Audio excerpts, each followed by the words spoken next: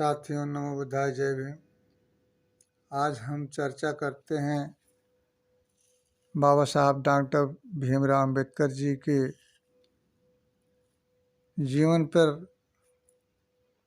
जैसा कि आप लोग जानते हैं कि बाबा साहब डॉक्टर भीमराव जी का जन्म 1891 में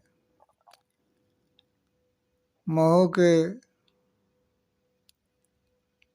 छावनी में हुआ था, जो कि इस समय मध्य प्रदेश में पड़ता है। पहले महाराष्ट्र में था। जिनका जन्म जब होता है उस समय समाज में तमाम कुरीतियाँ थीं, छुआछूत चरम सीमा पे था। इनके पिताजी का नाम रामजी राव, जो कि अंग्रेजी फौज के सूबेदार थे। इनके माता का नाम भीमाबाई था। ये अपने माता पिता के 14वीं संतान थे। जब भीमराव धीरे धीरे बड़ा होने लगे, 3-4 साल 5 साल के हो गए, तब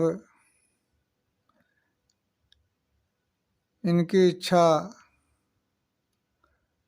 पढ़ने में हुई। जब बड़ी जात के लोग पढ़ने में जाते थे तो इनको भी देख कर के इच्छा हुई कि हम भी पढ़ेंगे। लेकिन उस समय की व्यवस्था थी, हाँ, इस समाज को पढ़ने का अधिकार नहीं था। रामजी राव अंग्रेजी फौज के सूबेदार होने के नाते अंग्रेज़ों की मदद से इनका एडमिशन स्कूल में करवाया गया हुआ।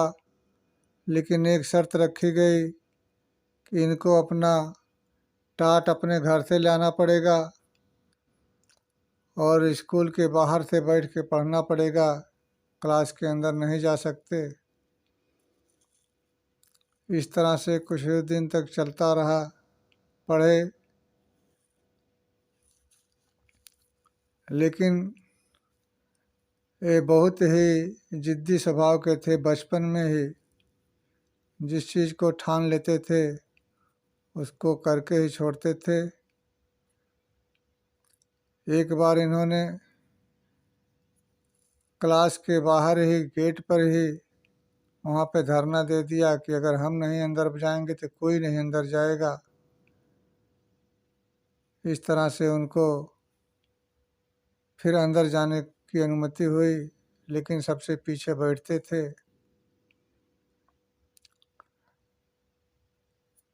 कुछ दिनों के बाद इनकी माताजी बीमार चलती थी। कुछ दिनों के बाद वह इस दुनिया में नहीं रही। फिर भी इनकी पढ़ाई चलती रही। इनके पिताजी जो है कि फिर दूसरी शादी करते हैं जीजाबाई के साथ। लेकिन जीजाबाई का बहुत ही सौतेला व्यवहार होता है। बचपन से ही इनको देखना नहीं चाहती थी। हर जगह पे, हर मोड़ पे इनको तिरस्कार ही देती थी, हीन भावना से देखती थी।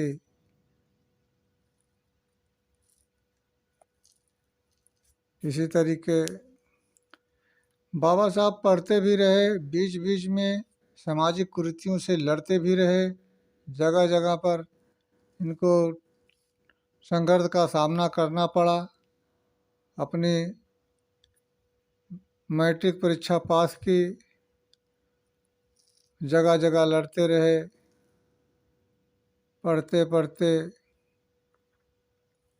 रहे। और ये बीच बीच में इनकी घर की स्थिति सही नहीं होने के नाते अपने काम के भी तलाश में लगे रहते थे। कुछ दिन तक इन्होंने एक वकील के यहाँ सहायक के रूप में काम किए। वहाँ भी कुछ दिन तक रहे। फिर कुछ दिन इनको कॉरपोरेशन विभाग में भी काम किए। फिर वहाँ से भी छोड़ दिए। अपनी जगह पर अपने पिताजी को लगा दिए। कभी खुद ड्यूटी करते थे, कभी इनके पिताजी ड्यूटी करते थे। पढ़ाई के समय में ही बाबा साहब विधवा को दोबारा शादी करने का संघर्ष उसी समय छेड़ दिया था कि अगर कोई भी, चाहे आदमी हो चाहे औरत हो, अगर विधवा हो गई तो दोबारा शादी कर सकती थी। इसके लिए भी जंग छेड़ा। लोगों को पढ़ने के लिए प्रेरित किए। लोग पढ़े भी इनके साथ, लेकिन हर लड़ाई में इनकी सौतेली माँ जीजा भाई इनके विपक्ष में ही रहा करती थी। जो इनके विपक्षी थे उन्हीं के साथ में रहा करती थी।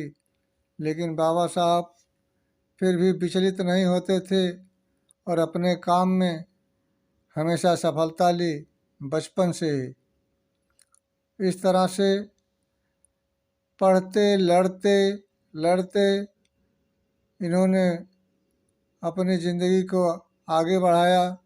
इनका कुछ दिनों के बाद इनकी शादी हो जाती है। जब ये नाबालिग ही रहते हैं तभी इनकी शादी रमाबाई से होता है। लेकिन ये लोग कहते थे सभी लोग कि अभी इनकी उम्र शादी की नहीं है, शादी के बंधन में पड़ जाएंगे तो ये पढ़ नहीं पाएंगे। लेकिन ये लोग एक दोस्त की तरह रहे और इसी तरह से जीवन चलता रहा। इसीलिए कहा जाता है कि आदमी के विकास में औरतों की अहम भूमिका होती है। अगर औरत आदमी का साथ दे तो आदमी किसी भी ऊंचाई पे चढ़ सकता है, उसको वहाँ तक जाने से कोई रोक नहीं सकता। तो रमाबाई शादी के बाद इनके साथ कंधे से कंधा मिला करके हर लड़ाई में भाग लेती थी। बाबा साहब के जीवन में रमाबाई का बहुत ही बड़ा योगदान रहा। लड़ते लड़ते पढ़ते थे, अपने आजीविका भी चलाते थे। यहाँ तक कि रमाबाई इनको परिवार से अलग भी कर दिया कि अगर इनको रहना है तो ये घर से अलग रहेंगे, इनका खाना पानी अपनी व्यवस्था करेंगे। इसी तरह से चलता रहा। बीच में इनके पिताजी की पेंशन रुक जाती है, पेंशन नहीं आती है। उसके लिए भी लड़ाई बाबा साहब करते हैं और पेंशन की बहाली कराते हैं। पेंशन मिलने लगती है। जीजाबाई बाबा साहब को पैसे नहीं लेने देती है। इसी के साथ नमो बुद्धाय, जय भीम। अगले एपिसोड में फिर मिलते हैं। अगर वीडियो पसंद आए तो लाइक करिए, शेयर करिए